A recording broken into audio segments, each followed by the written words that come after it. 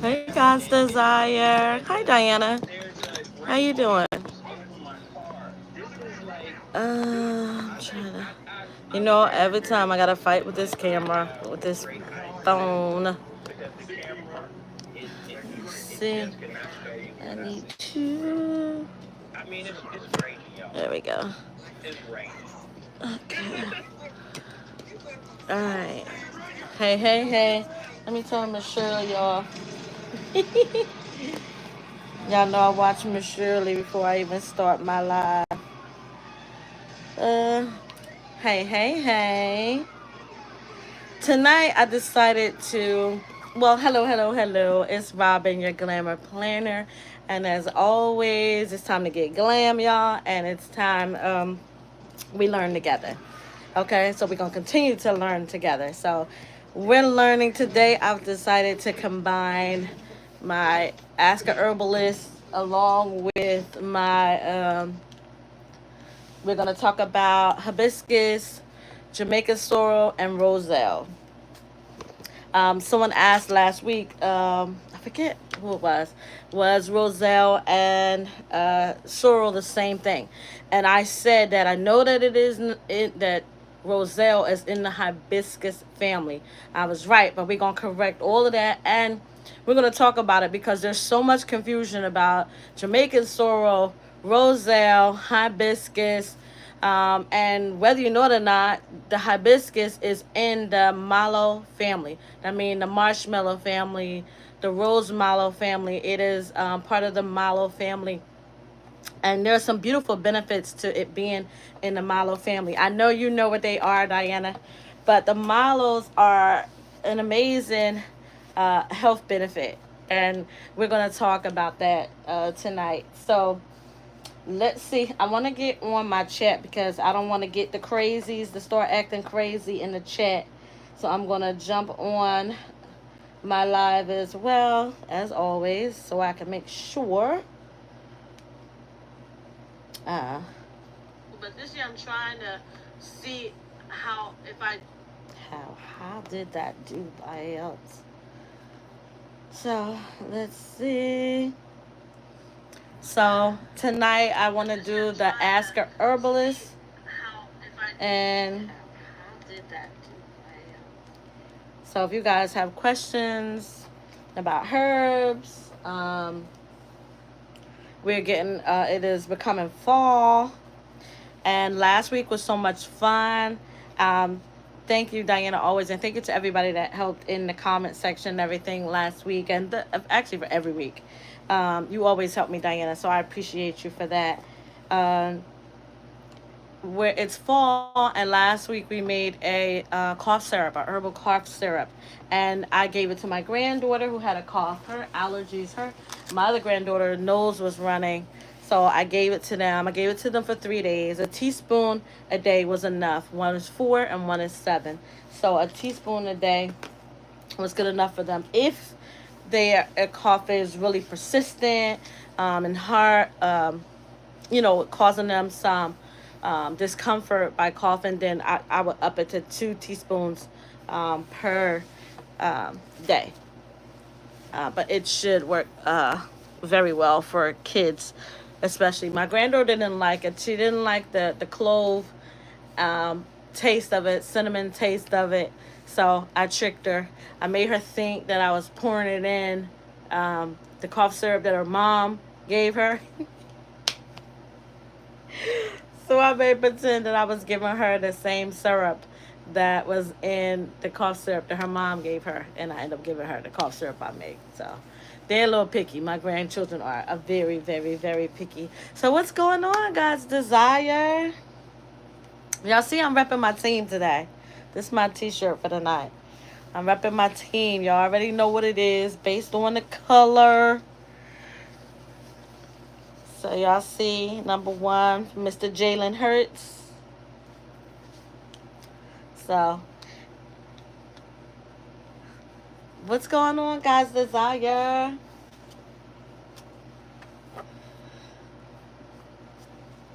Let me move. I got so much mess in the background, y'all. I'm sorry. I was working on my up here because I got a couple of treats and things that I want to share and talk to you about. Got my handy dandy herbal Bible. Um, I'm trying to work on my material medica, and I'm trying to think. I don't want it to be some kind of scientific-y thing, if you know what I mean, guys. Desire. I want it to be um, kind of like a fun to read book. So, for instance, I want to combine it with my gardening, my planning. So I want to combine it all together. So I'm trying to figure out how to do that.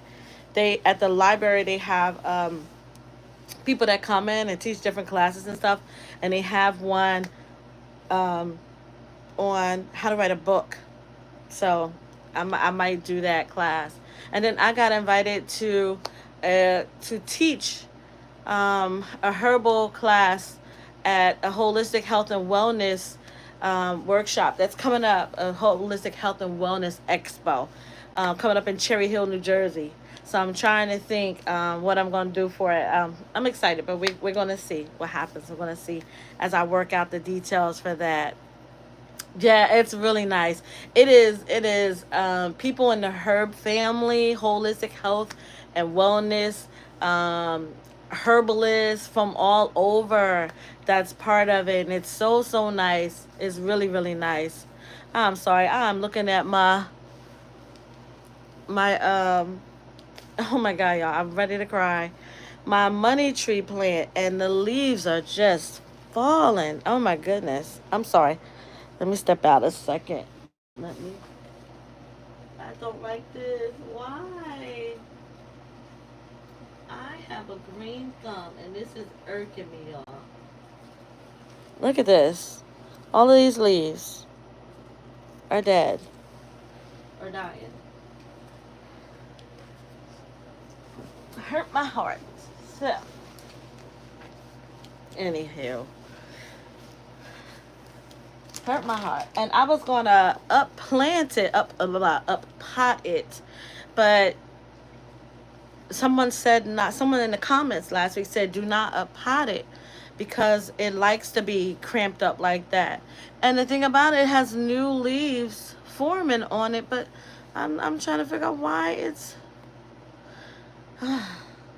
I'm telling you, I think it came from that time I poured. I caught myself trying to fertilize it with, that worm casting. Um, you know how you make a worm casting tea, and I just want to cry. Oh, it sheds its leaves. Oh, I didn't know that because I know people with the guy where I get my seafood from. He got a giant money tree in there, and his leaves ain't fall. Some of his other plants look a little horrible, but his money tree looks fabulous. And my friend Sean has a money tree. His tree still looks fabulous. I opened up I had the blinds closed, and that might have saddened it a little bit. But I opened the blinds back up to give it some indirect sunlight. It likes indirect sunlight. It doesn't like wet soil. So I made sure I wasn't watering too much. I water my house plants, typically once a week. Unless it's a plant that's near something like in the summertime when you're running the air conditioner and it gets really dry faster, I may add a little water on all of them except for my fig tree and the snake plants. I won't add water because they get root rot fast. So I won't do that. Now it breaks my heart when their leaves fall off. It'll recover. Thank you. See, that's why I love you, sis. I love you. Okay, thank you so much. I think it was stress. I really think that it was stress. I'm sorry, I'm looking at the camera down here instead of the camera up here. I think it was a little bit stressed. I'm telling you, it was dark in here. I was following my doctor's instructions on trying to get some rest, and it was dark in here, y'all. So I opened up the light. Let the light in. Let the light in. So I did that. But y'all know I did my little deep diving and everything. How is your herbalism courses going? What you got studying now? Diana, what you got studying now?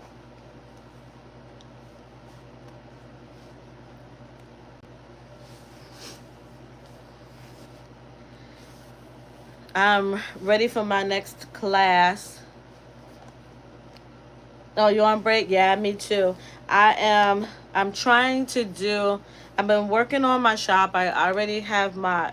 I've been doing a lot of infusions, doing a lot of tinctures, just getting stacking everything, getting it all ready because I get a lot of orders, especially in the wintertime. People get sick. It's the fall. Kids get sick, and then they bring it home to their family. So I'm trying to do my formulations now, and just stock up so I have enough of everything. Um, I am. Let me see. I'm sorry. My glasses hurt my ear. I want to do.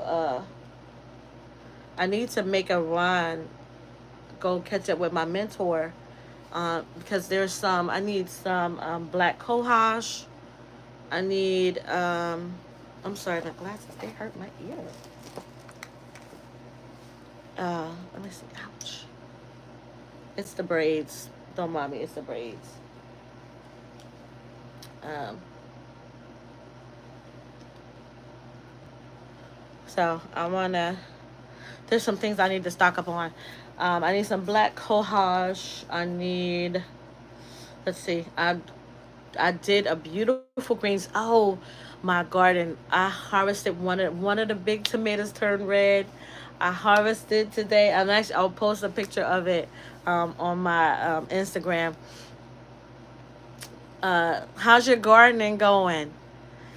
I did I brought that up to say that I have a lot of tomato leaves. I'm not going to take the pepper leaves this time because I have new peppers that are on the plant now, so they probably needs the energy from it.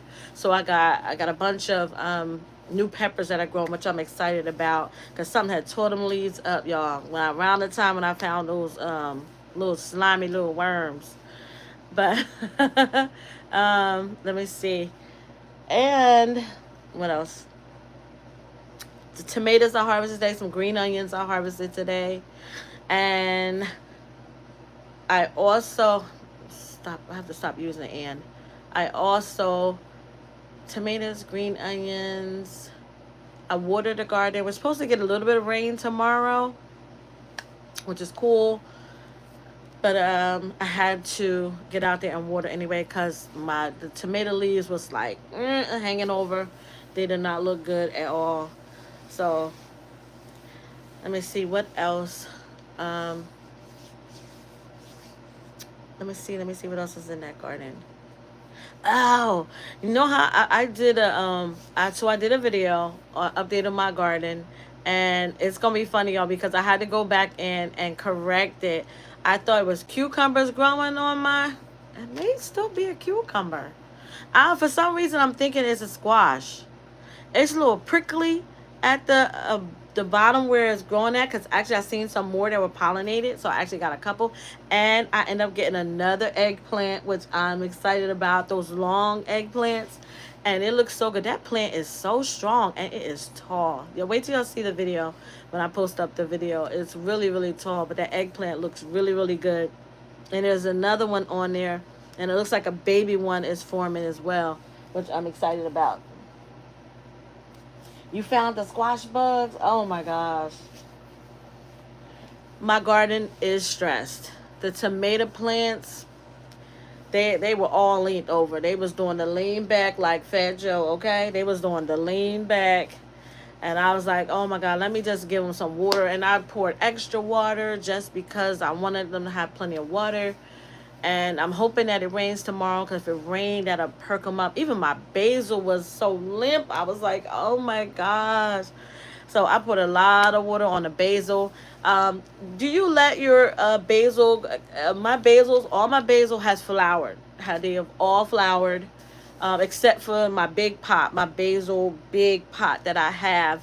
Um, that one has not flowered yet, but it's really, really tall, which I'm loving. But the other ones, the purple basil, the uh, other basil that I have next to my grill, that basil has flowered. My mints have flowered. My mints have totally flowered. You did. I listen. It's huge. I've never seen a squash that huge. This thing is really fat, so I'm sure it's a cucumber. If that's the case, I have three. So if that's the case, there's another one on the right side that's it's like this, but it's hanging on by a thread because the garden is stressed, and I was trying to move it to hang off so it'll be protected, some support, and but it was stringy. I'm telling you, the sun has like burnt the leaves and everything out there, like seriously. And then there's the eggplant next to it. So I thought, because I have squash in the front and I have cucumbers in the back, and they just went all over. I actually got some of the squash leaves and cucumber leaves to make my green vitamin mix, nutrient mix. Actually, not just vitamin, but it has minerals and other medicinal properties in a lot of the greens that I pulled. Hey, Serena. So I really, really, really I wanna I need to go out there and take some of those leaves. I don't really want to lose the leaves. I want to have those leaves. And listen, guys, if you have those leaves in your garden is stressed, the leaves need to dry out in anyway in order to use them. So why not? Oh, my finger, y'all, my thumb is still messed up. Let me put it back in the brace. Oh, trying not to hit it. Crap, it hurts. Hold on, guys. Give me a quick second.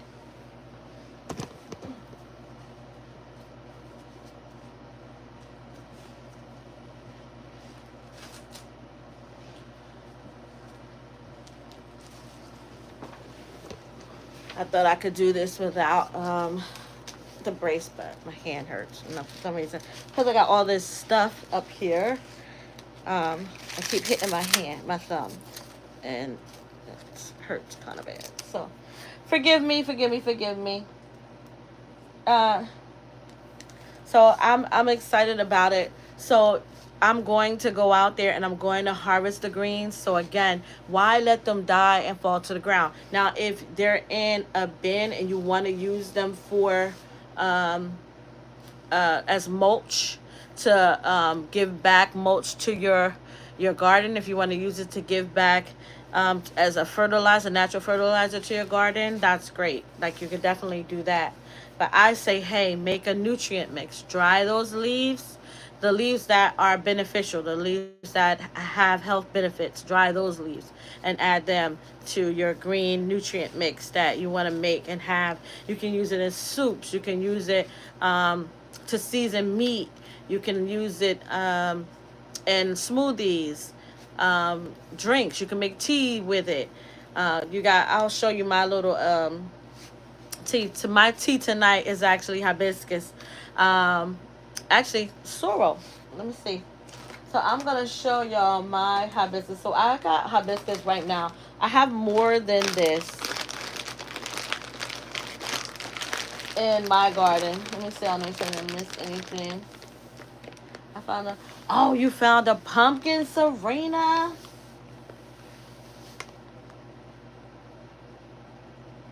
Wow, gets up to 12 pounds. That's nice. Serena, we talked about this. You asked me, I think like maybe 5 lives ago, and I gave you some herbs to use back then. I'm unfortunately, I'm not going to keep answering the same question. Now, if you have a different question or a different ailment, again, I spoke to this. I answered that question to you last time. I gave you a couple of herbs. You need herbs that are anti-inflammatory. Carpal tunnel syndrome, it is inflamed, and that's what's causing your pain. You need anodyne herbs. Any herb that is an anodyne that dulls the pain, takes the pain away. Chamomile, lavender. You want anti-inflammatory. Matter of fact, you can use hibiscus. What we're talking about tonight.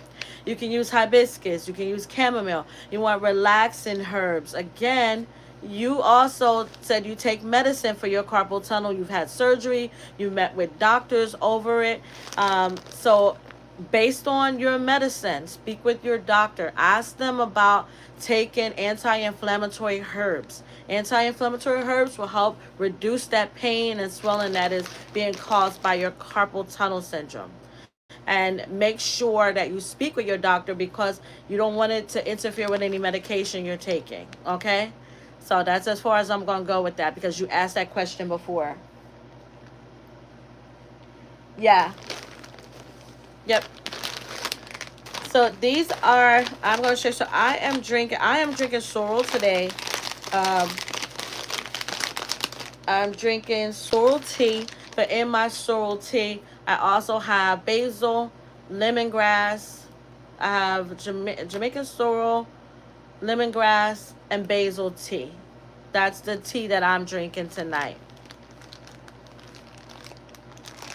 Yeah. So you know what happened? I was gonna do some Queen Anne's lace. I was gonna forage some because I that comes. I get a lot of that in my area or in areas that I frequent, and I was gonna take some. I just wasn't sure the area that had it this time if they sprayed, and because I didn't know if they sprayed or not, I didn't get it. I didn't forage it. But Queen Anne's lace, she got to be careful with Queen Anne's lace. But it's definitely a herb. So this is Jamaican sorrel, or aka Roselle.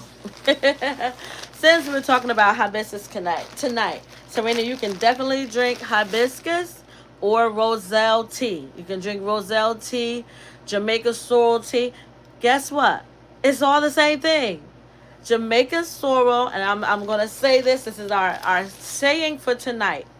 All sorrel, no, let me say all Jamaican sorrel, Jamaican red sorrel, all Roselle are all hibiscus. They're all part of the hibiscus family. They're all hibiscus, but all hibiscus are not Roselle and are not sorrel. I'll say it again. All Roselle, all red sorrel, Jamaican red sorrel, Jamaican sorrel are hibiscus. They are of the hibiscus family. They're all part of the hibiscus family. And when I share with you two other plants that are part of the hibiscus family, gnat, you're not going to believe it. So you have to stay tuned to find out what else is part of the hibiscus family. And to be clear, red sorrel is the calyx or fruit of the sorrel plant. Roselle is the fruit. When it is growing, it is not the hibiscus, the flower, hibiscus flower. It is the fruit of the hibiscus plant. Red sorrel come, the leaves come, and then the red sorrel is the fruit or the calyxes. It's called the calyxes. When you're using the red roselle, that's what Jamaicans use for their party and their celebration that they have. It comes from there. And to be clear, let's talk about the origin of hibiscus or sorrel or roselle. It all comes from Africa. It originated in Africa. It was taken to other parts of the world during the slave trade, and then later on after that, when people would visit Africa, they would take plants back. I actually, there's this guy I watch who's really cool. He's always going to Africa, and he's always getting the herbs from there. He'll find a tour guide to take him around and search for herbs. So really cool guy. I forget his name though, but I watch him. He's on my YouTube playlist. So, but he would go there and he would get different plants, and he would actually get roots too, and he would bring them back to America and he would grow them in his garden, which is super cool. And that's the same thing with the hibiscus plant. The hibiscus plant, the flower of the hibiscus can be a perennial. It is because it's a plant, love the heat and the tropicalness of where it comes from. And you have to really take care of it. In order for it to be a perennial, you have to take care of it, especially through the winter time. There are some hibiscus plants that do continue to go through the winter. Let me see, what are they called? Let's see. So hibiscus originated from Africa and then spread to Asia, Malaysia, different islands and things like that, and it became native to them by people taking it to those places. Let me see. Let me see. I'm gonna see comfrey cream. Let's see. All right, Serena. So all of that stuff that you're taking, is that not helping your carpal tunnel? Because that's a lot. You're taking turmeric, comfrey cream. That is a lot of herbs, and I see a lot of energetics in what you're taking. Um, so is that not helping?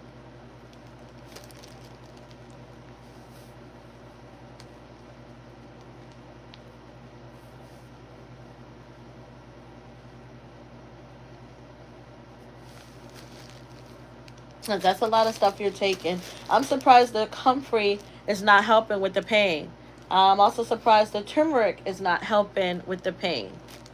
So, okay, so I got this sorrel. Oh, and there is a sorrel plant. Please do not confuse red sorrel, Jamaican red sorrel, hibiscus, or Roselle with there is a regular plant called the sorrel plant. Um, Let me see. Let's see. So there's a plant called sorrel that is not a hibiscus. It is a green leafy plant. Oh, it is part of the sour dock or patience dock, like like the yellow dock family. That they have a genre of plants called sorrel too. So it's often called patience dock, um, sour dock, or red vein sorrel. Red vein sorrel is not in the hibiscus family. Oh wow! So you need a formulation that's gonna help um, you with the pain. Not much. So those herbs are not helping. Wow. I'm shocked. I'm especially shocked at the comfrey is not helping. Be careful too. I'm not sure if did you make the comfrey yourself? Did you make the comfrey salve yourself? Because I was just reading a report that they talked about today that people that are buying herbs and stuff either from over the counter supplements, herbal supplements over the counter, and turmeric was one of them. They were saying that they were not potent enough. They were not what they proclaimed them to be. Go check the FDA website. It's on there. They were talking about it. They just recently did a research over some of the over-the-counter herbs, and they said to be careful of ordering them online as well. Make sure that where you're getting it from is a very reputable company. That's what you want to do, and you want to definitely get it from somebody that knows what they're doing with herbs, and then someone that is working with you. Now, if you're making it yourself, just check your formulation. If you're making a turmeric salve by yourself, you're making a comfrey salve by yourself, and I forget the other herbs you said you were the magnesium cream. And what I would do is I will also try to find a natural way to get you some magnesium too. You may need to increase your magnesium. You may need to increase. You may have an inhibitor. An inhibitor, no matter how much of a herb or things that you're taking, if you're not eating correctly, you sometimes medication can inhibit it. Talk to your doctor and make sure that your medication isn't an inhibitor, that it's not allowed, not working along with the herbs you are taking. The medication you could be taking may inhibit the herbs from working, so you need to find out. You really need to have that conversation with your doctor, because sometimes medication can, your gut, being healthy, eating the right things. There are things that we can, alcohol is an inhibitor. It lessens the effect of not just herbs, but medication. So alcohol is one. Drugs is one. Not saying you're on drugs. I'm just giving you a list of things that can inhibit your body from absorbing it. And again, a bad gut can inhibit it. So you can take this and it all comes into your gut and your body is just pushing it, flushing it right on out. So just be mindful of that. And cut and sift the comfrey leaf with water. I press into pancake thin patties and freeze them for later use. Oh, I don't use it that way. Okay, so she says, Serena says, I make the comfrey poultice with ground comfrey powder, organic cut and sifted comfrey leaf with water. I press into pancake thin patties and freeze them for later use and thaw them for application. Okay.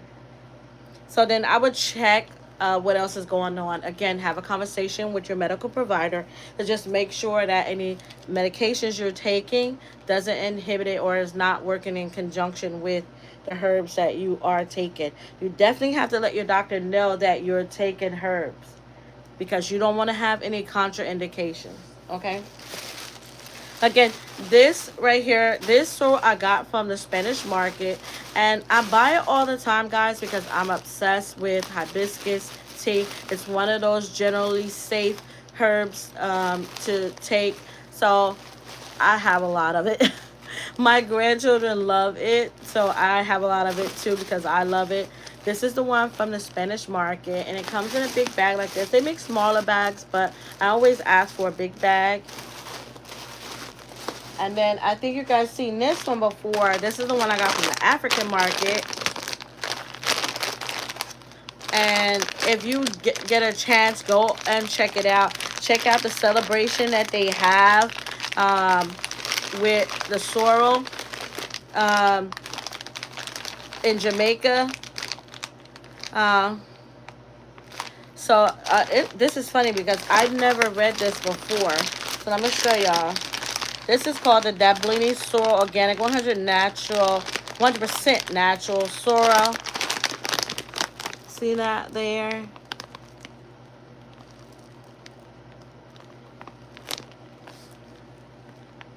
Hey, Miss J.K. Gardner. How you doing? Welcome to the chat. Welcome to the chat. So on this package here, this is from the African market that I got it from. And this one actually is halal, which I love that. Okay. So, it's funny, but I never read the back of the bag, y'all, because I'm so obsessed with just drinking the tea.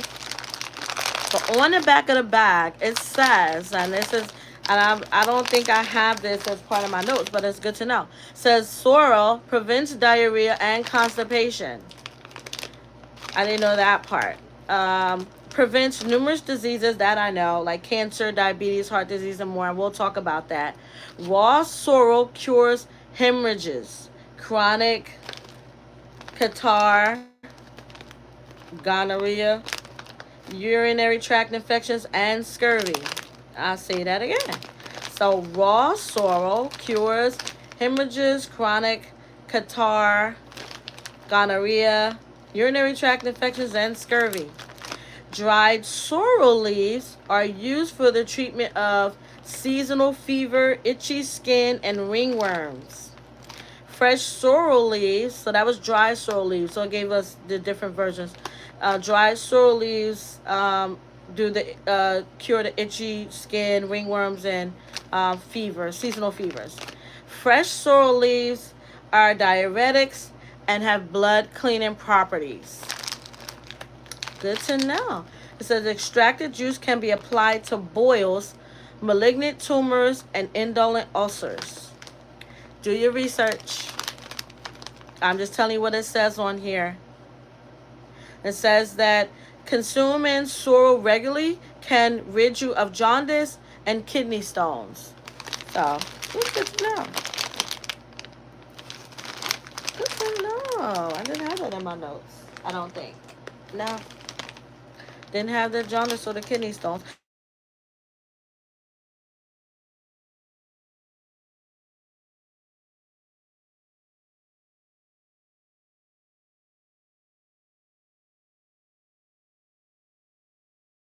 Anti-inflammatory, antioxidant, helps to It is a friend to the liver. It is a friend to the liver.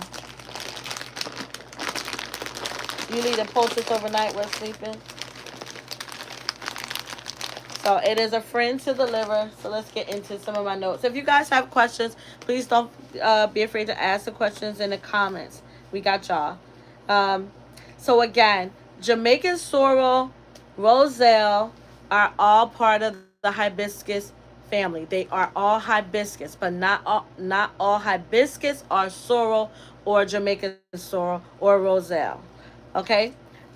Roselle is the part of the hibiscus plant that is the fruit, otherwise known as a calyxus. Okay. They're all the same. They're the same plant. So Jamaican sorrel and Roselle basically are all the same plant, and they're all part of the hibiscus family. Hibiscus tea is normally made with the Roselle or red sorrel, Jamaican red sorrel. Okay, most people use the hibiscus flower for ornamental things, like for their garden, just beauty for the garden. They don't realize that it is medicinal because they just realize how pretty and how huge those flowers are. They're really beautiful. I love it. I sent one of mine to heaven. It was beautiful. Last year I harvested. Oh, and that's what I'm gonna show you too. So I harvested the leaves from my sorrel plant last year, because the flowers and the plant does go dormant in the winter, but it comes back in the spring. So I do love that. And it says that it can be a herb, a shrub, a small tree. So it can be a herb, a shrub, or it can be a small tree, develop into a small tree. That's a hibiscus. That is the grandiflorus, also known as the rose mallow. And like I said, it's part of the mallow family. The reason why that is important is because it's energetic, is an expectorant. But it is what's called a relaxing expectorant. It is also a mucinologist, which means it gets rid of mucus. And why it is beautifully called a relaxing expectorant is because if you have mucus build up and say it's dried up, say like you're dried up, um, you have mucus build up in your system and it's dry and hard to get out. Hibiscus, the plant, the flower, it can help remove that dry, backed up mucus. Its mucinologist properties help to remove dried, backed up mucus out of your system. And that's why it's really good for colds and flus and upper respiratory things like that. So this is my poor plant. Once it went to heaven before summer started, by the time summer started, I was so sad, but I was glad I took the leaves from it before it did that. So this is my own foraged hibiscus leaves. And there are some flowers in here. I was able to get some of the flowers. Whenever the thing about the hibiscus plant, if you're using it for medicinal purposes, you got to get that flower when it's pretty. And I know we love it because it blooms so beautifully, and it is also called a rose mallow as well because of how beautiful it is. It will close up, and it actually looks like a roselle once it closes up. It looks like the sorrel once it closes up. Once it closes up, I like to use that, and I'll dry it and use it for my teas and my herbs. So that is that. So I have 3 here. This is my own hibiscus. This is the sorrel from the African market. And I also got this one from the African food market too.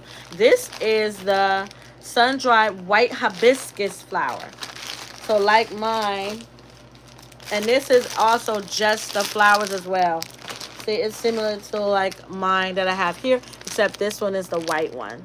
This one is from the red hibiscus. This is from the white hibiscus. And the hibiscus come in beautiful, beautiful, beautiful colors. Let's see. Let me give y'all all the colors. The hibiscus comes in red, pink, yellow, and white. And it has that tart taste, has a tart cranberry taste. well, the sorrel has the cranberry taste, but it has that tart taste, but really good. They use sorrel, believe it or not, for food coloring. It is often used for red food coloring. It is also uh, used for jams and jellies, and they like to use the hibiscus flower to decorate sweets like cakes because it is an edible plant. They like to use it for decorating cakes and sweets and tarts and things like that. You'll often find the hibiscus flower or even the roselle on that. They even use roselle, believe it or not, to sweeten drinks like the roselle, the calyx or the fruit of the plant. It is often sweet enough. You'll find that you don't often have to really sweeten it. You can add honey and stuff if you want. That's your choice. But it is all sweet by itself. So be mindful of that. Okay. So I'm gonna put these to the side while we talk about it. Welcome to the chat, Miss J.K. Gardner. How you doing? How's your gardening going? Me and God's Desire were just talking about how stressed the garden is. She said her garden was stressed, and my garden is definitely stressed. My tomato plants have just are suffering. I watered them today, and I watered them yesterday too. Believe it or not, I had to go out there and do it again today. So I bought a business plant a few years ago. Yes. All hibiscus plants have medicinal properties. I did not run across one that did not have a medicinal. Wait, was there one? Okay, no, I'm thinking of something different. No, I have not come across a hibiscus plant in my studies, but do your due diligence.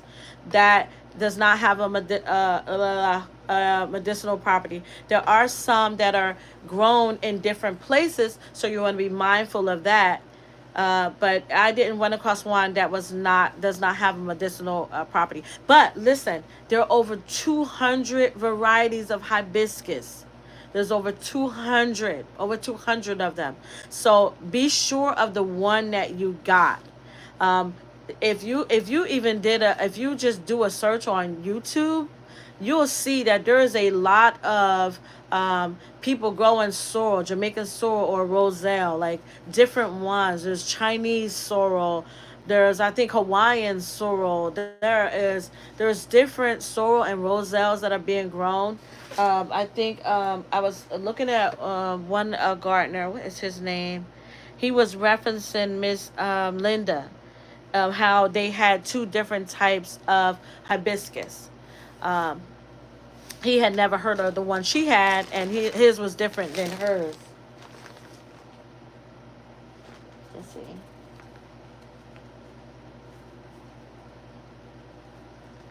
So normally, if it's being sold to you, like you bought it at a box store, it should have medicinal properties. Or if you're growing it from seed, it should have medicinal properties. Again, find out which one it is that you're growing, and then do your research. Uh,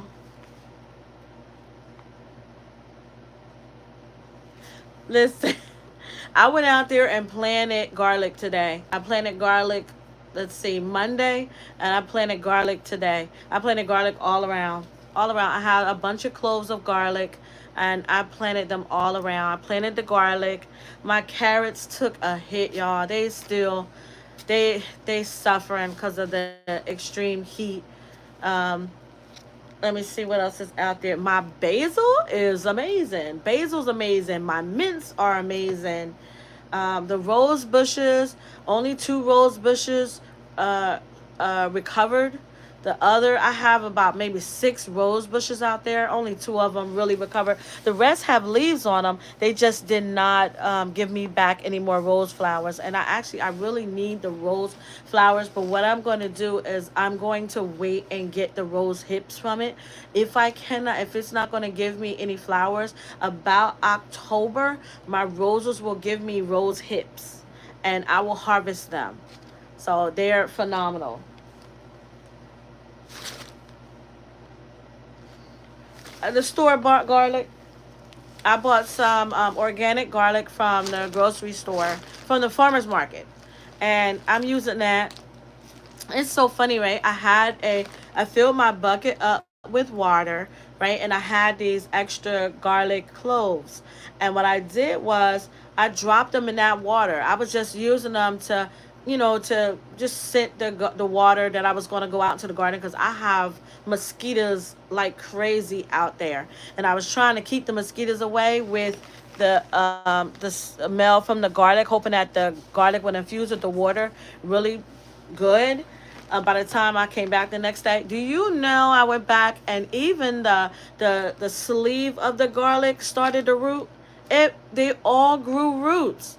So that's what I'm saying. When I went out and just planted a bunch of garlic, they all rooted. They all rooted.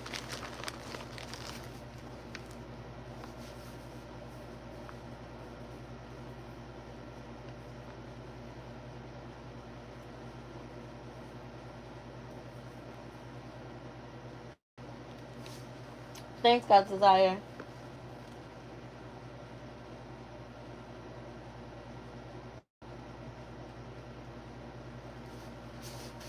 So I planted garlic. The garlic is out there. So how many of you have y'all all tried hibiscus? How many of you growing hibiscus plants? I'm waiting. I want to go to around this time. HD, the Orange Box store, they should have hibiscus on clearance. So I'm gonna go and get another one. I want to get like two of them, and I'll be getting them and for next year. It's not to have them for this year. It's actually to have them for next year, because they'll dormant. They'll go dormant.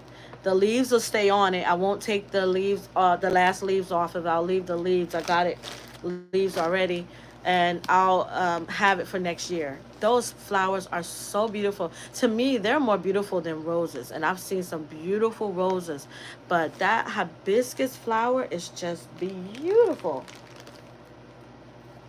Oh, I know your garden looks amazing. Are they still flowering? Are your hibiscus still flowering? Mine was so beautiful, and it just kept flowering as the season went on, and just kept flowering. It was so beautiful. So I would have two or three, then get another two or three, and it was just so beautiful. And it had got so big, and it survived the winter. Of course, our winter wasn't that bad last year, but I don't want to jinx it. But I definitely want to get it. I want another red, and I saw some beautiful white ones. So I do want to. I've seen some pink. I haven't seen pink where I could buy them. I've seen people growing pink. Mine hasn't started flowering because of the. Oh, see, there I go.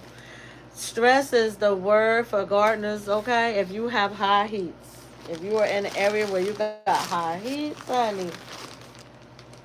So what I made today is I made some hibiscus tea. So let me show y'all my cup. I infused it first. Oops, sorry, y'all. I'm knocking the camera down.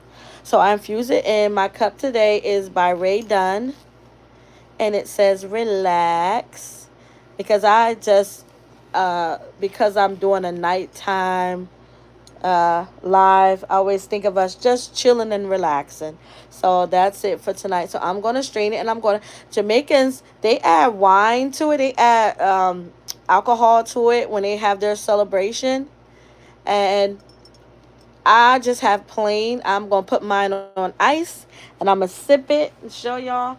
And it's so funny, but I put the sorrel in the cup already with ice, and it will turn your water red.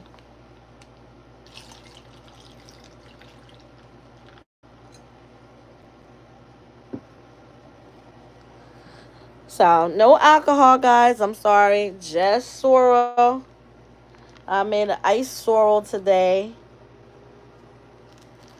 So I'll be drinking this ice sorrel today.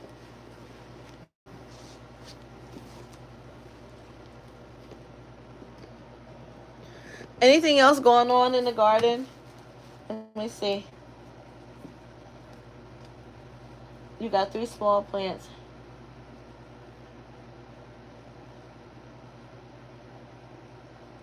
Yeah, they come back beautifully. I love it. They come back so beautiful.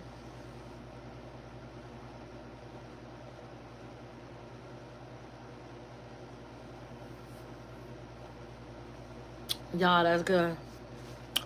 Whew, that's good. That's good. So that is iced sorrel, Jamaican red sorrel, or Roselle tea. Okay? I got my cookies. So before we get all into the details of this,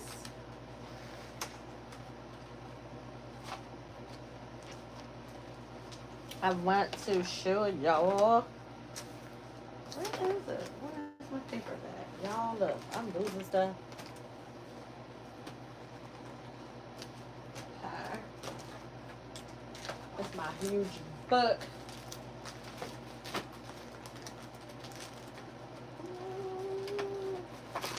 Let's see. I pulled it out for y'all. Let me see. I got to go on the other side and get it. All right. But I found some goodies today, y'all, that I just wanted to share. Y'all know if I find some little trinkets and stuff, I like to share it during my live. So this is just a little side note. This was not a big deal, but I just thought it was so cute to put my herbs in. Isn't that cute? This was on clearance at what is that? Home Goods. Isn't that cute? This is so cute.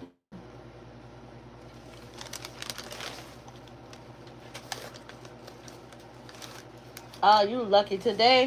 Yesterday and today, yesterday was supposed to feel like 100. We were up in the 90s and then the 88s. But the humidity was so hot. It's just crazy. But I thought this was super cute. It's a nice, cute ceiling lid. So this was cute. This is on clearance for $4. If you guys do storage, I'm always doing storage. And then this I found. So I keep bringing in all of my thank you, ladies. I keep bringing in the vegetables from the garden. And I'm always got them in the sink. I'm a germophobic because I've been cooking. I'm cooking fish and I'm cooking. I made some. Did I make chicken? I made some jerk chicken, fish, and in the sink. And yes, I clean my sink. But this I thought was a great idea because I'm constantly bringing the vegetables into from the garden, and I found this is so cute. They had a plastic one. I didn't like the plastic one because they tend to stain, and if I'm cutting up vegetables and things in there, I thought this was super cute to put in the sink. And it's expandable, guys. Look, it expands to the size of your sink, so I can go straight from the garden into this pan and wash the vegetables, or even when I'm bringing my vegetables and things in from the farmer's market, I can put it in here. But I thought it was so cute. You have one of these? I'm loving this. And it wasn't even expensive. It really was not expensive. It was really affordable. So I thought it was cute. And it's called Imusa. They make a lot of nice stuff. I got something else from them that I thought was cute. So I thought this was something to share with you guys. If you want to, kind of put this in your sink when you're coming from the garden the table. I do that a lot. Especially with the tomatoes and the onions and things. I like to bring it straight in. I like to cut them up if I have to. Oh, and y'all, guess what I am doing? I am going to be canning some peaches. I'm finally gonna make that tomato sauce and tomato paste. God's desire. But I'm gonna do peaches. I'm going to do the tomato paste, and I'm going to make my own pepper sauce. I looked at, oh my God, like 50 videos.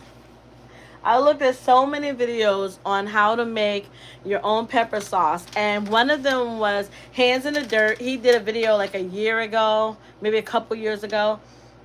He had a great video on it. So I am going to maybe do a set of peppers the way he did it, which is fermented. Andale, somebody recommended Andale, so I went to Andale's video. I saw hers. I saw a lot of videos on making your own pepper sauce. The Pepper Geek, he was good. I like the way he did it too. And he was saying have fun with it because I already have. I'm going to infuse some of my peppers with fruit, and it's a way to still have the nutrition that we need through the winter months. So you know how pineapples aren't growing in the winter, strawberries aren't growing in the winter. So guess what? I can make a strawberry pepper sauce. I can make a pineapple pepper sauce. Like I can infuse my fruit with my peppers, and I got peppers galore, and I still got peppers growing in the garden. So I really, really, really want to do that. I'm so excited. So I'm working on my own little formulations for making my own pepper sauce. So I'm excited about that. No, I'm doing it the Bath Canner way. I'm doing it the old fashioned way. I do not have a pressure canner. Nope. I went to the thrift store, and this was my I think Serena. I think, do you remember that? Or Janet. Janet was following me when I did a live at the thrift store, and I found those old bath canners. Oh my gosh, the people that I saw canning tomatoes, they use the old bath canning method, and a lot of people still use it. So I love, love, love it. I bought them. They are huge. Like you can only fit one on each side of the stove. They're that huge. So, and you're able to get about five. Maybe the quart size jars or the half a quart. You could get maybe more half quarts in there, but I got the giant one because I have peaches and nectarines. So I'm going to use those to make pepper sauce, but I'm also going to can those because I want to make a peach cobbler later. I want to make a peach cobbler. I want to can some apples because I want to make my apple pie later on. I make a lot of apple pie, especially for the holidays, but I want to make them. And I went to ShopRite and bought the giant quart size mason jars, which I can get all of my peaches in there. I got some pears. I don't think I want to preserve the pears, but I do want to preserve the peaches. I want to preserve the apples. I also do bean soup, so I want to preserve that. I want to can that. But it's going to be fun, y'all, because I'm going to try and do some of it during my live. So, but I'll let you guys know. You guys stay tuned for that. You did? So I could can the whole thing, huh? I could can the whole thing. I thought I would have to wait. I know, like my bean soup, I could can the whole thing. I just don't put it's something that you can't put in it. Is it? It's not tomato paste. I don't remember. That's in my notes. But I watched Homestead Heart can her bean soup, and I love the way she did that. So I'm going to be canning, and I'm probably going to do it live. Do it live. It just sounds like fun to do it live. So peaches, apples. So I'm psyched up because I'm gonna do the whole apple pie filling now. Because then I can just pour it out, pull it out, and dump it in my pie crust. So I'm excited about that. Yes, yes, yes, yes. So I want to do that. So I have this, and then last but not least, look at this. This is so cute, y'all. This is a produce keeper. See, that's not cute. When I got to the register, the girl was like, "Where you find that at? I ain't see that in here." I said, "Listen, you know how many avocados I've lost that to throw away? So these will keep them fresh." I have herb containers that keep your herbs fresh, which I love those. Those are great because you can put them in the refrigerator and they'll keep the herbs fresh for a good while. There's an onion. Yep, onion on this side, avocado, and garlic. Look at that. And you can probably get, I know, you know how you cut your onion in half because you're not using the whole onion? And you can put it right in here and save it till you're ready to use it. Same thing with your garlic. Like I'll open up the garlic, have a couple cloves, may not need all of them, but I'm the type I like to use all of the garlic cloves because I flood my food with garlic. That's this right here. You can put those extra cloves in here and it'll keep it fresh.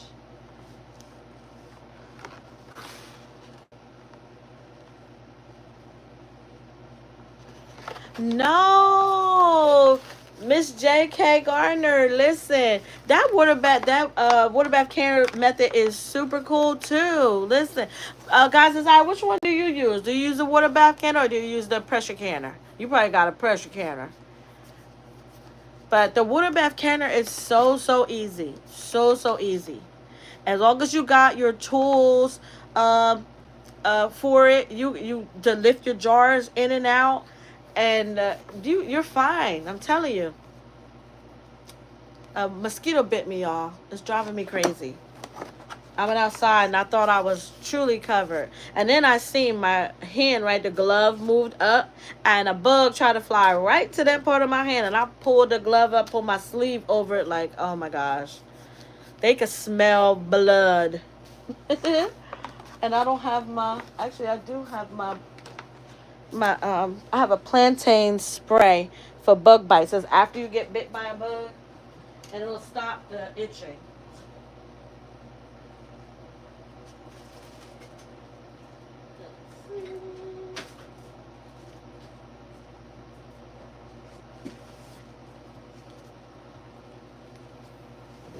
Okay, y'all, I'm big. Sorry about that. I gotta keep getting up.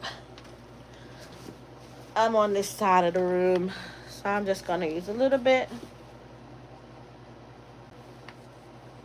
This is my personal stash.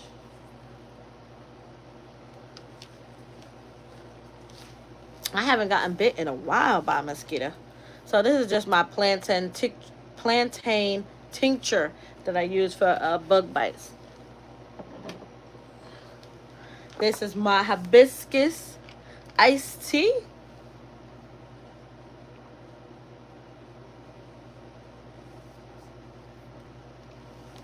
Y'all, it's so good.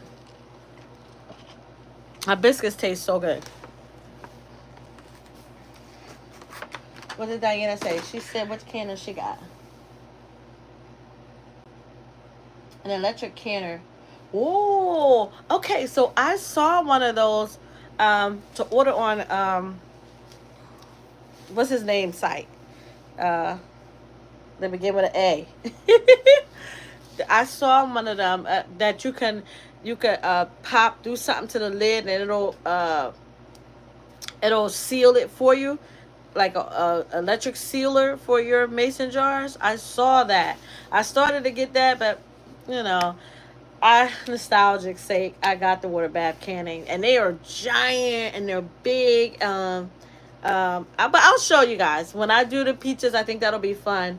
Maybe next week I'll do one of the canners. We'll do it in the kitchen, and I'll show y'all me canning, trying to can, which I've canned before. We used to can all the time. I just haven't done it in a while. I'm gonna say over a year. It's been over a year since I've canned. Um, I do store my herbs in jars though. So let's get into it, y'all. How y'all doing? Y'all still good? We still good? We still here? Oh, that's a sealer. Oh, it's not the same thing. Oh, okay. Oh, so you don't use the pressure canner. It's electric. I have to look it up and see. But that's cool. Either way you do it, because you be getting it in. So let's talk about hibiscus, y'all. I use hibiscus in my skincare products because one of the things it is good for is just like the rose. Like it's part of the rose mallow family. That means they love swamp. They have like swampy areas where hibiscus grow. That's really good. Let me see if I got all my notes in here. It's a perennial. It can be a perennial. The flowering part of the hibiscus can be the flowering part of the hibiscus can be perennial. If you can can you guess what other two plants are part of the hibiscus family that we grow? Well, one we grow in our garden, the other we use in another form. If you could tell me, God's desire, let everybody else answer first. If you know, though, go ahead and put it in the comments, though. You can tell me whether two plants that one we grow and the other one we use in a different way. There's two other plants that are part of the hibiscus family. They are like Roselle. Like Roselle is the fruit part of the hibiscus plant. There is another plant that is part of the fruit, that is the fruit of a hibiscus plant. Y'all get it? So, besides Roselle, hibiscus has two other fruits. The hibiscus family has two other fruits. Roselle is one, and there are two others that are part of the fruit of the hibiscus family. And I bet you're not going to guess it. And it was that is that Jeopardy when they play the music? I knew you was gonna get it. I knew you was gonna get it. Yes, okra. Okra.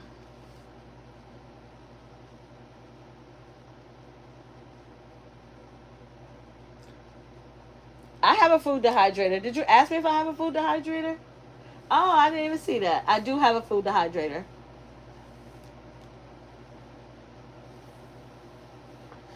I didn't know you said you had these two, Diana. I thought this was so cute. That's just so cute.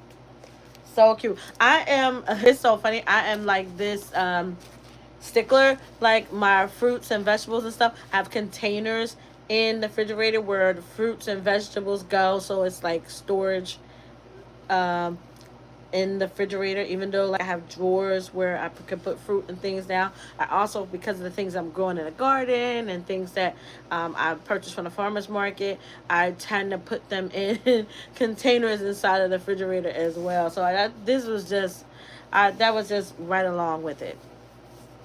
Right up there. And I'm juicing and making smoothies. So I have my smoothie. I have my containers for my smoothies. I have those in the refrigerator as well. And I'm doing food prep. I do food prep. Yep, okra is one.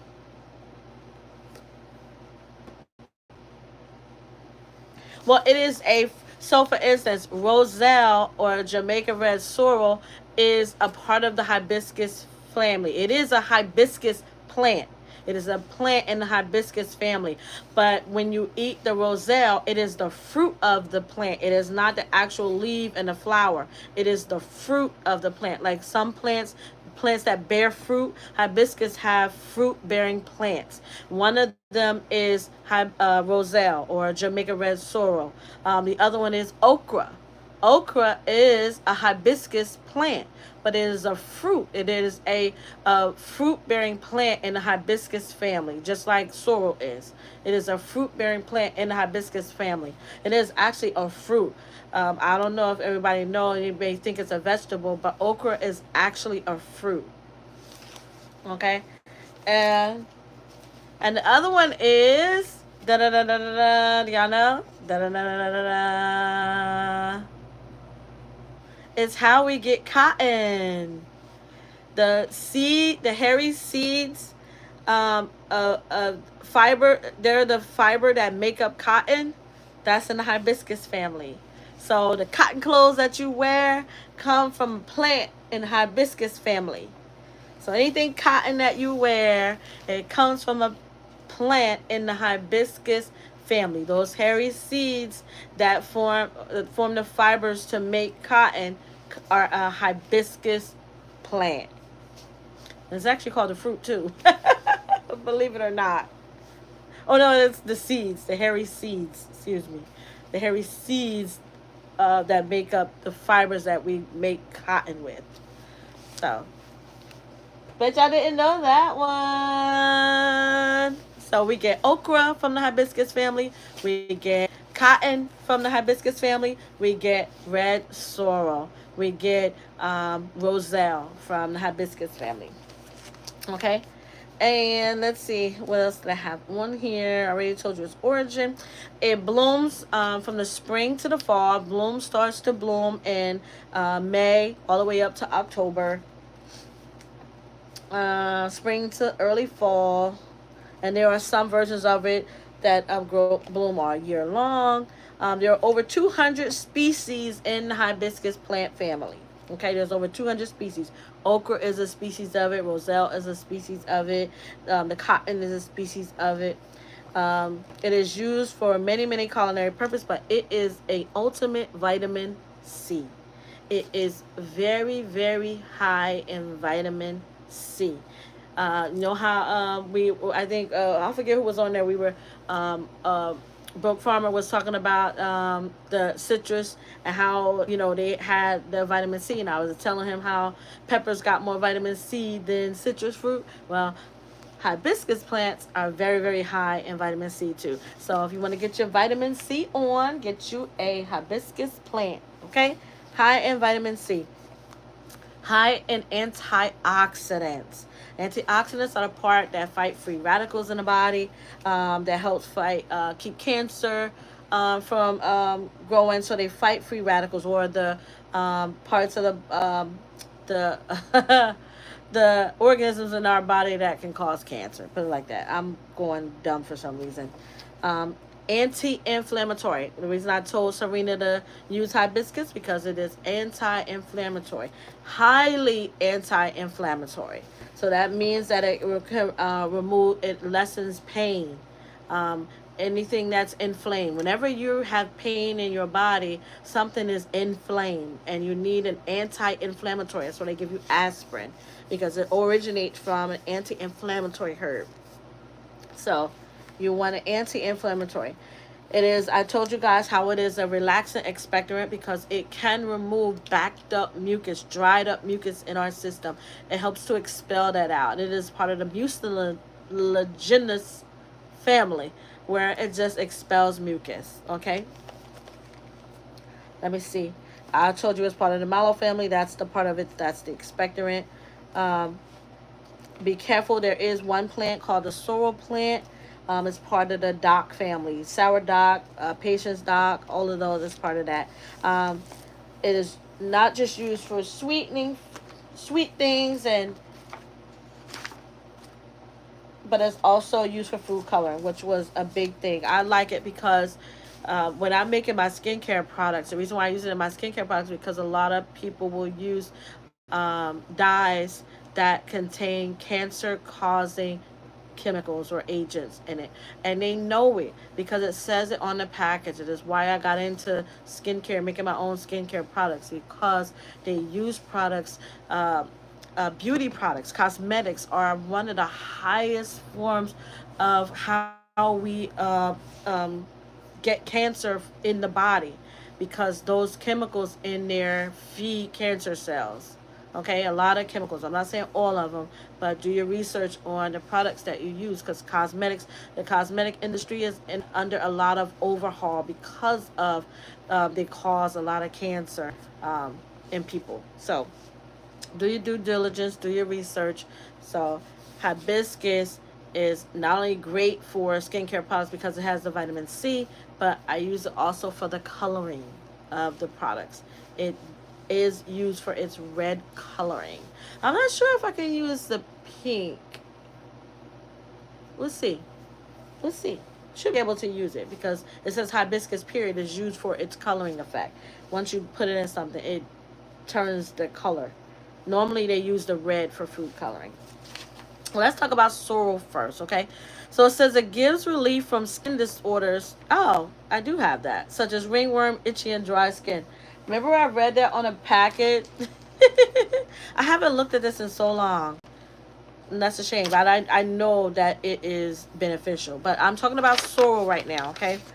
It helps to prevent cancer, improves your gastrointestinal health. If you have inhibitors or you haven't been eating right and you notice that your body is not absorbing nutrients, minerals, and vitamins like it should, then you need to take something that's going to help the body absorb those nutrients and not flush them out. So this is a great way to clear out your gut. Use some sorrel tea. Drink some sorrel tea. It reduced the risk of constipation, diarrhea, and cramping. Again, it is a relaxing expectorant. We have some, let me see which one that does that really good. Maybe enamel is a herb. Wormwood. Wormwood is a herb that flushes out your system. It helps you use the bathroom and things like that. Um, but some herbs can be really harsh on the system. When it's flushing it out, it can cause the pain and the cramp, and that's the body trying to remove built up waste that's in your system, and it's trying to push it out. Well, sorrel is in the relaxing spectrum, which means it doesn't cause that cramping. It's going to flush your system out, but it doesn't cause that harsh cramping that happens in your gut when you're trying to clean out your system. Okay? Let's see.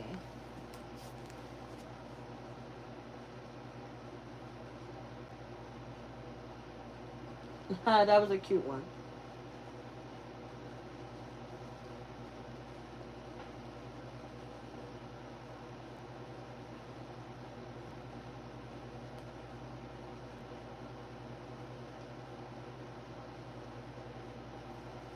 Your doctor said that a wrist fluid builds up into a capsule on the back of the hand, which causes the dangling cyst. You need to speak with your doctor.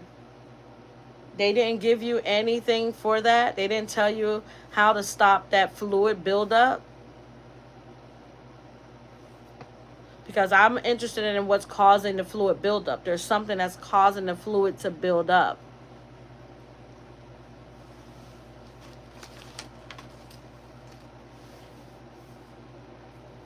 Okay. It strengthens and stimulates the immune system. Definitely, definitely, definitely. It prevents atherosclerosis, which is heart attacks and heart disease, strokes, heart attack.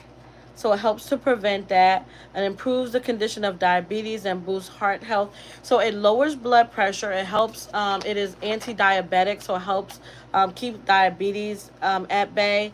Helps to lower your blood pressure. It is great with lowering your LDL, your cholesterol levels. It is great for that.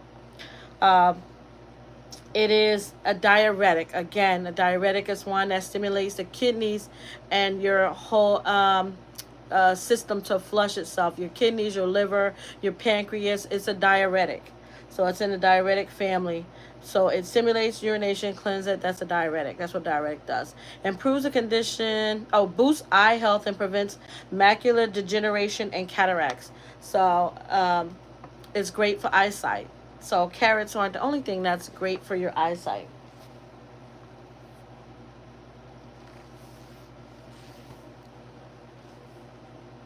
Your doctor said it could return, but he don't know how.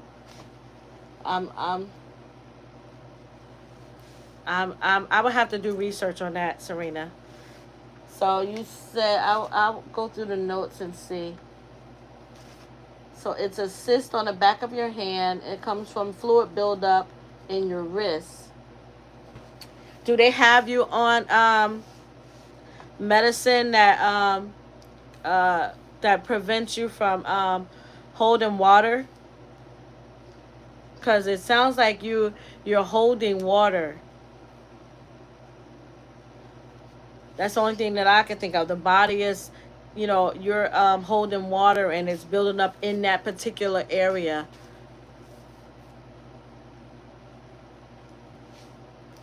Okay, so that one was sorrel, guys. So let me see. Now, hibiscus. So hibiscus prevents hair loss. Hibiscus is anti-inflammatory. It's also a friend to the liver. It helps with liver disorders, helps with constipation. And you'll see, because sorrel is in that hibiscus family, they have similar energetics. They have similar medicinal properties. Improves blood circulation. Let's see. What I love about hibiscus is its skin care effects on the skin. It is phenomenal for your skin. Um, And maybe I'm thinking, just, I'm sorry, I'm thinking about Serena issue too. Is you want something that you want a diuretic anyway. You want something that's going to flush your system out. So I would definitely drink some hibiscus. I would get some hibiscus in your life.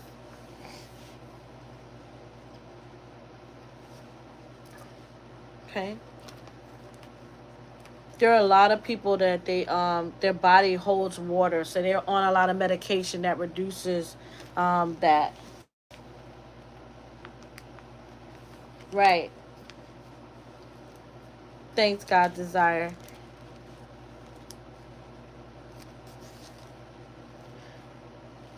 I'm also curious as the doctor not being able to offer a solution for your issue as well. If you're seeing a doctor for this issue and they're not offering you a solution for it, I'm curious about that as well. You said he didn't discuss it with you, or he didn't say anything about it, how to prevent it. Yeah, you got me on that one.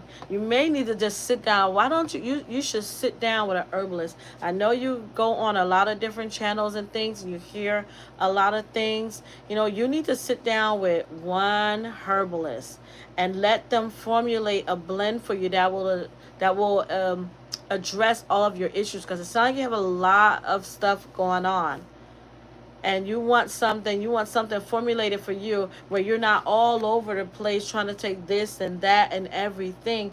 You want to just speak with an herbalist, since your doctor offered you no solution. Maybe sitting down with a herbalist and let them formulate something for you. Let me say this too, because it's important, and they all hear me say this all the time. We are partners with our health care provider. We are partners. They're not dictators to us, and we should ask those questions of them. If they are treating us, we need to ask those questions. And then if we don't get no resolve there, we go to other methods on how to heal ourselves, because it's about healing yourself. Your body wants to heal itself. Your body is a self-healing mechanism, but you got to give it the right environment. You have to give it the right environment. You got to feed it the right nutrients. You got to feed it the right minerals. The body is not just made up of vitamins. It's made up of minerals. Sometimes we can add vitamins and we're not adding minerals. The body is made up of all of these things. And in order for it to heal and for it to do its job, we have to give it the right environment. Again, being a partner with your provider helps you to do that. When they understand, like, this is the route I want to go. If you don't know how to help me with this issue, then I need to make sure that if I'm taking herbs, it's not going to contradict with whatever medication that I'm taking. And if you're getting the medication and it's not helping, you can go back to your provider and say, this medication is not working for me. Do you have something else? Or is there something else I can take? And if they don't know, again, we have health insurance, or if you don't have health insurance, there's ways for us to find a way to heal ourselves. But we cannot be all over the place, because you can do more harm than good if you don't know what you're doing.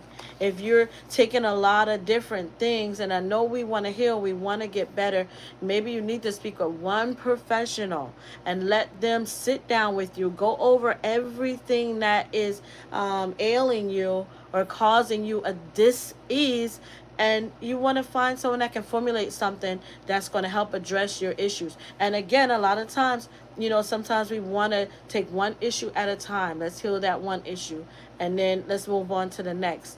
But sometimes we can do ourselves more harm than good if we do not sit down and have that one-on-one conversation with someone. Okay?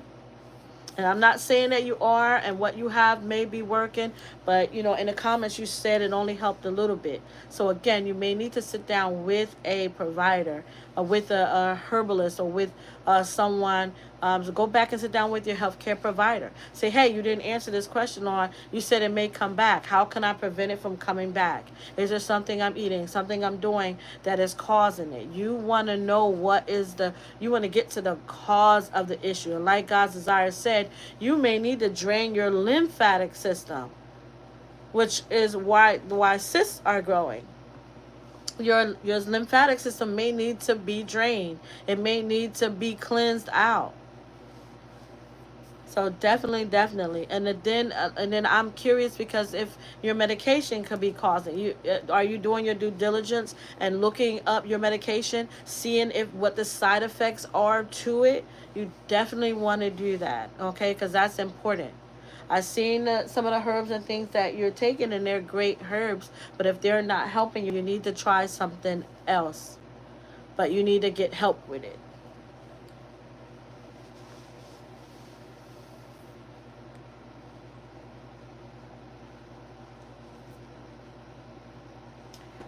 I do.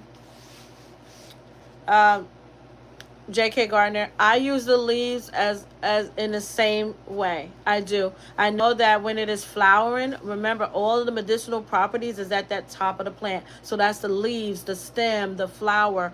It has the same medicinal properties, and sometimes the root. But we don't use the root of the hibiscus plant. We only use the flowers and the stems and the leaves. So, and each plant is a little bit different. But I do, when we're talking about as far as the hibiscus plant is, I use the leaves, I use the flowers, and often like roses, I use the stems of the roses. I use the um, roses. I don't really use the leaves of roses. I don't know why I don't use the leaves from the roses, but I have used the stems.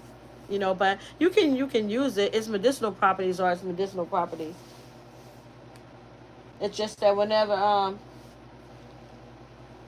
with yes.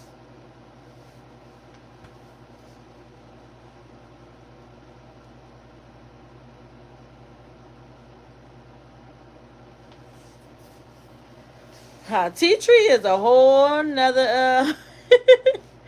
You need to sit down with someone, Serena. Tea tree is phenomenal, but tea tree is an antiseptic. Tea tree is not for oral. You're not drinking tea tree. Tea tree is more of an antiseptic, more for cleansing externally. Tea tree prevents fungus. Tea tree has it is a very potent herb. It is a very potent oil, but you can't take it orally.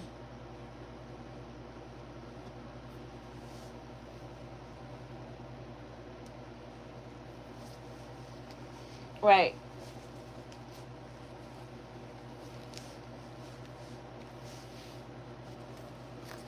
So hibiscus, guys, is also used for to protect you against the sun's UV rays.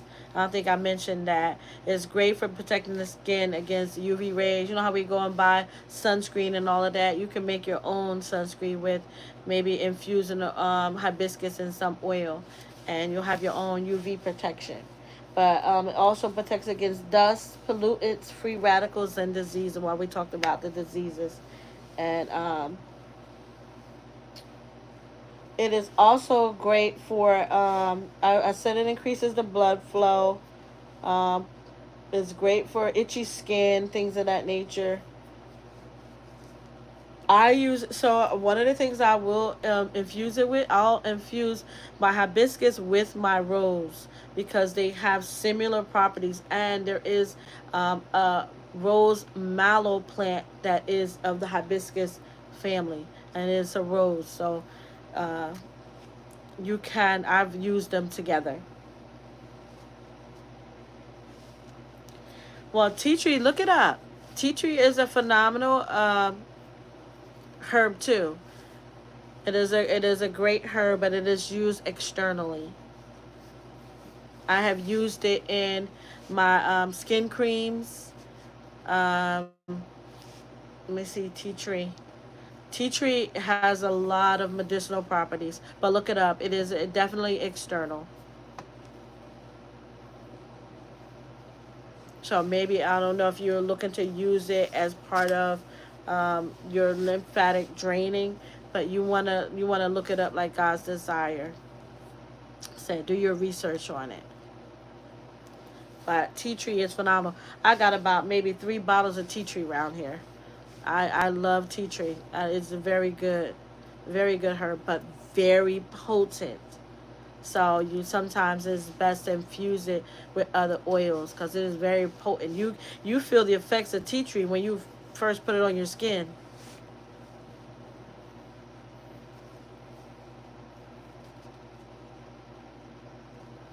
Yeah.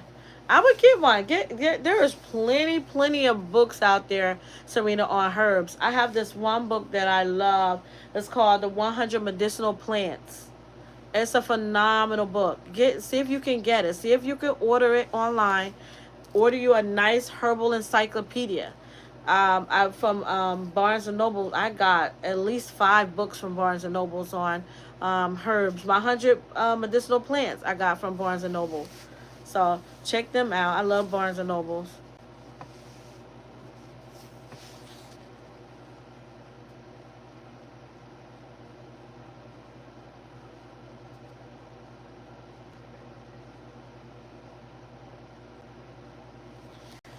I don't know about preventing mosquito-borne illnesses. If you have mosquitoes that there is a lot of mosquitoes that do carry diseases.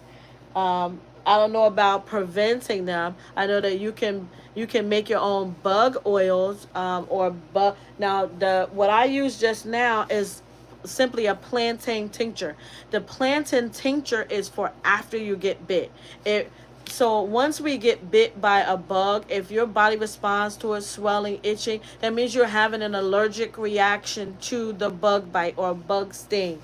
And having that allergic reaction, what plantain does is calms your system and it stops the allergic reaction. It stops the stinging seconds. So it's a tincture, and this plantain is a vinegar tincture. It is not an alcohol tincture. It is a vinegar tincture that I made. You can do it with alcohol if you know how to make it. But that's plant. You could take a plantain. You can go outside and get a plantain, chew it up as a poultice, and put it on a mosquito bite, and it'll take the sting away the same way as if you're making a tincture. I made a tincture because I give it away to my daughters so they'll have it for the grandkids in case they get bit by mosquitoes. Now I do make a bug oil that includes plantain. And there are some herbs that are antiviral. There are plenty of herbs that are antiviral. But like God's Desire said, you need to get you a book on herbs so that you can have it at your disposal. You'll know what to use, what herbs are antiviral, what herbs are anti-inflammatory. It would benefit you because you have a lot of those questions, and your questions will be answered if you actually had some books to reference.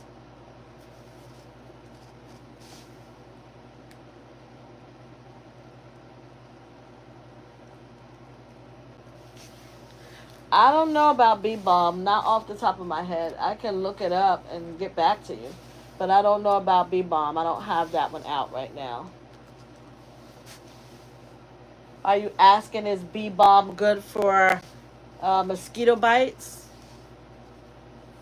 You can look it up. You can Google it. Google it and tell me what does it say about bee balm.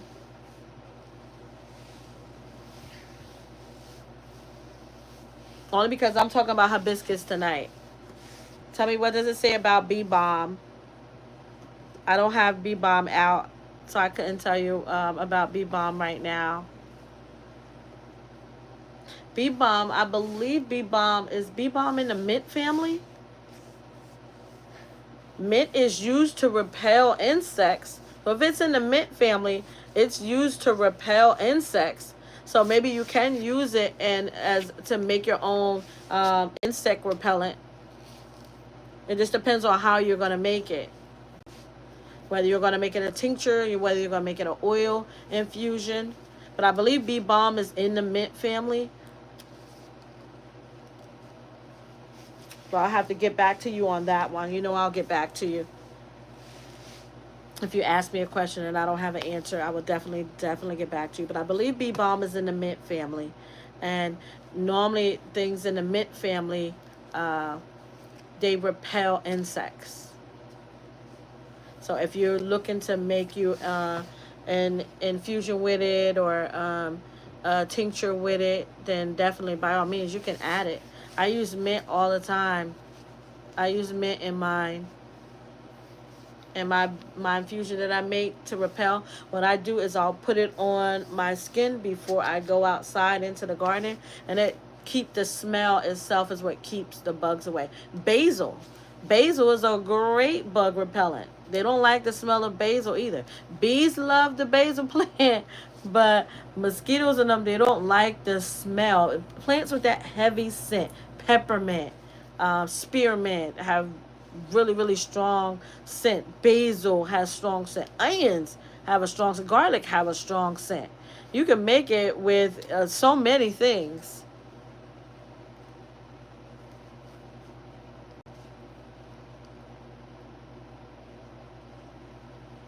Yeah, aloe vera is after the bite. Just like plantain, you can use plantain for after the bite. I use plantain for after you get bit. Let me see. I thought calamine lotion. Well, I guess calamine lotion is for itching. Well, let me think of calamine lotion for chicken pox, things like that. We used to wear that calamine lotion as a kid.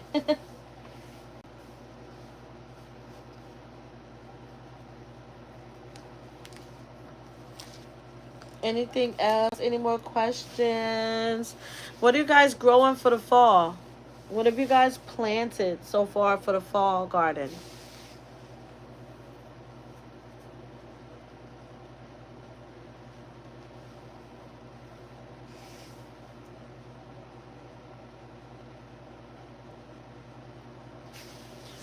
So if you know what treat colds and flu, Serena, why do you ask if it's for antiviral for mosquito bites and diseases?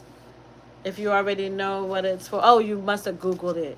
Okay, so it says that it's for, I did ask you to Google it. My apologies. So it's for cold and flu, bee balm. But I believe it's still in the mint family. So if you want to use it as an infusion or something to repel mosquitoes, I'm pretty sure you can because it is in the mint family. Let me see, JK. There.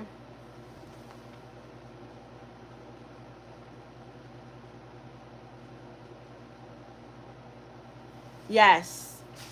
Yep.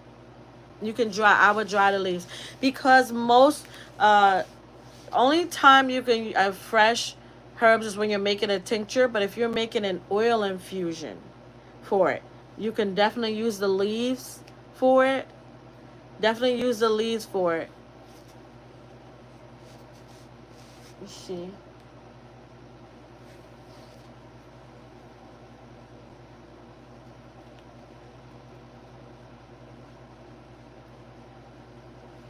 Yep, I would dry the leaves. You can take the. I would take. You can take the leaves, the flower, dry it, and you can infuse it in some water. You can infuse it in some water, and you can use it as kind of like a hair conditioner, or you can even infuse it into some oil. Depending on your hair, you can infuse it in some oil and add it to your conditioner. You can make your own conditioner. You can make your own hair mask with it. You can definitely take the tea and you can spray it down your hair and use it as a conditioner. Absolutely. I'll tell you, I use the whole part of that plant. I use the leaves and I use the flowers. Definitely. Definitely, definitely, definitely. Again, you could, I show how to make the rose water. You can make a hibiscus water. That's a water infusion. You just boil the leaves, bring it up to a boil, turn it down low, let it simmer for a half an hour to 45 minutes on low. Or you can take the leaves and the flowers and infuse it into some oil, olive oil, and double boil it and put the water in a pot. Put the leaves in an oil infusion and then put it in that heat and let that stay on there for like an hour. And you've just sped up the infusion process, and then there you go. You can, I especially for my male clients, I will make an infusion for them to add, because they don't really have, guys don't really have products that they stick to like women do. Women, we tend to have a product, like we'll use Dove and we constantly use Dove, or we'll use a product and we constantly use that same product. But guys don't. Guys tend to be all over the place with it, and I get a lot of guys that come to me who have hair loss, balding, guys with dry scalp, and I'll make an infusion for them that they can just spray on or add to their regular shampoo and conditioner, and they use it while they're in the shower. Because that's the most time guys don't really just go like we do and just get our hair washed and conditioned. They tend to have a one fix all. That's why I created my own men's shower gel, hair and shower gel. I mean shower wash. I created for them, because they don't tend to have like I said, a product that they stick to. So I created one that I use and I sell to my clients now. I just created one. Phenomenal, phenomenal, so good. And they can use it for the shower, for their hair and their skin.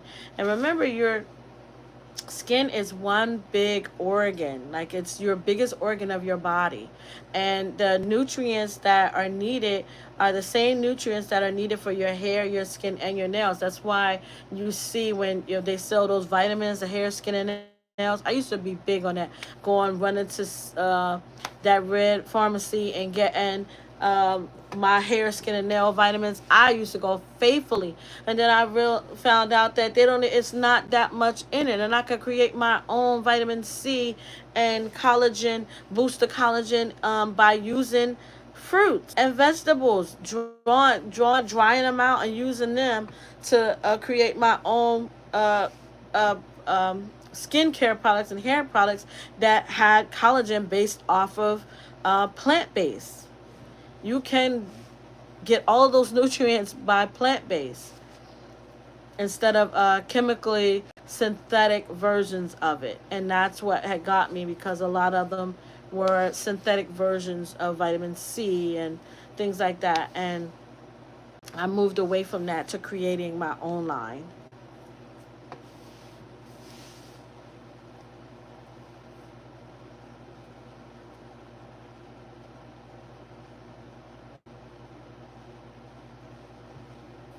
They were talking about treating mosquito bites by cleansing with soap and water, then using calamine lotion to stop the itching. Okay. Yeah, a lot of people still use calamine lotion.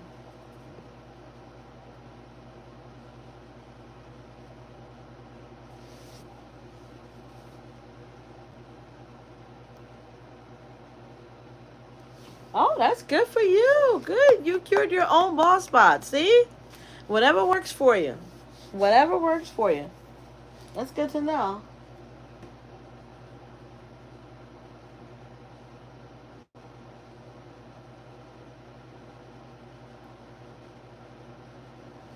Yep.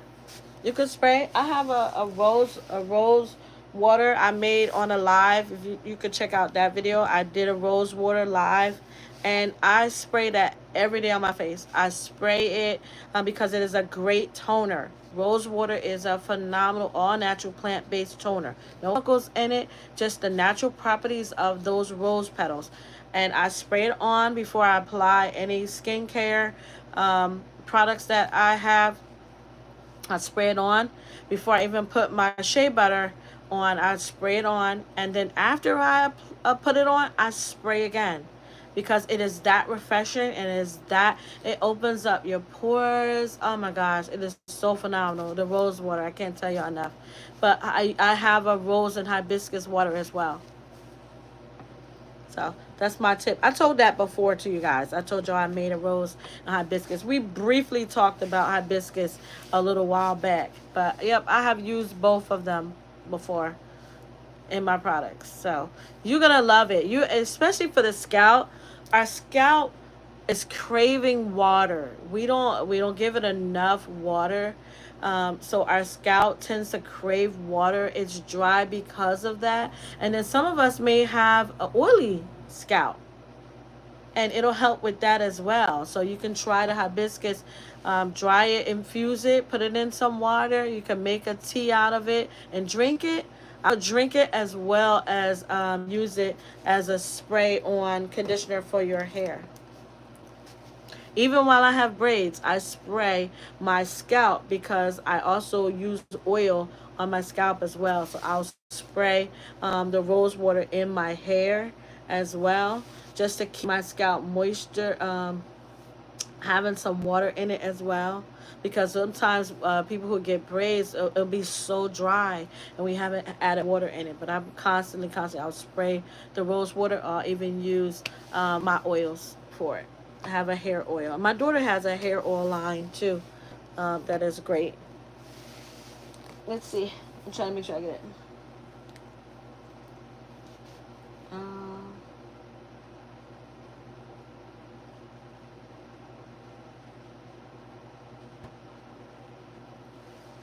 ah, rosemary, one of the best herbs for your hair. I'm not even gonna hold you. Rosemary is one of the best herbs for your hair. No kidding. No kidding. It's right up there. It's right up there. Rosemary is phenomenal for the hair. But there are some other herbs that are even better than that. But rosemary is very good for your hair. Very good. You can use it the same way. I'm not suggesting. She said the microwave. I tell nobody to put no herbs in no microwave. You do not have to put it in the microwave. You can simply put it in some water, infuse it the same way you would do the rose petals, like I said, or the hibiscus. You can take the rosemary and do it the same way. I put rosemary in my olive oil to cook with. I use rosemary in my skincare products. I infuse it in olive oil. I got rosemary infusing now. What do I have over here? Something else. Okay, I thought maybe that was a rosemary. That's not the rosemary one. But I have two in the amber jars up here that I had started an infusion for. But do not put no herbs in no microwave and no water. No, ma'am. The same way, few minutes you wait for it to get in the microwave, you can go and put it on a pot of water on the stove and let it infuse naturally. Be released. Let it release those medicinal properties naturally. Do not, you please do not use that microwave. I know she was just giving an example. Please, I am an herbalist, and I am telling you, do not put no herbs in no microwave.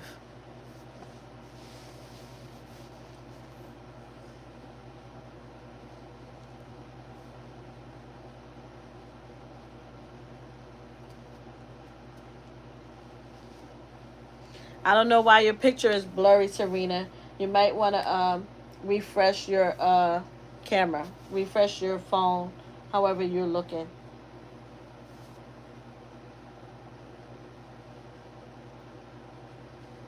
Yeah, they originally, when they were making products for your hair, they used to use rosemary.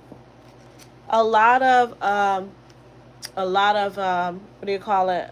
Skincare products or hair care products. They used to use rosemary a lot in the products. They stopped using it. I don't know why, but they stopped using it. I still got my hibiscus iced tea, y'all.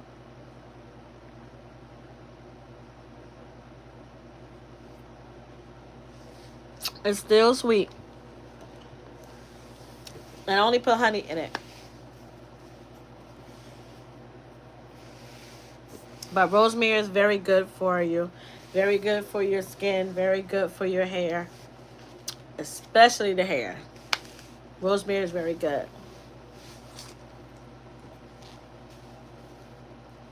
Yeah, I just made a rosemary oil too. I also put rosemary, y'all. I remember last week I told y'all I had the garlic that I put in the olive oil, but I use rosemary for it too. Cause let me tell you, I love me some rosemary and garlic on some potatoes. That's one of my favorites. Rosemary and garlic oil on some potatoes.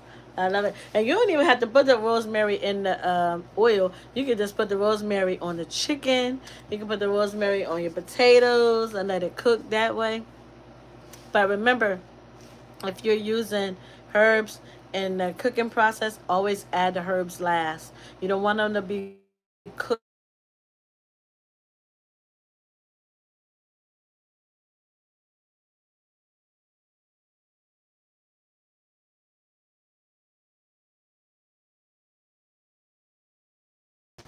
Yeah. That conditioner, my God. Oh, I'm frozen. Somebody dialed my phone. Come on.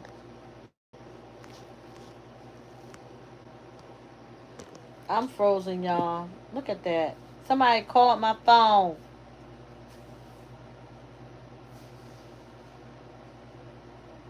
Dang it.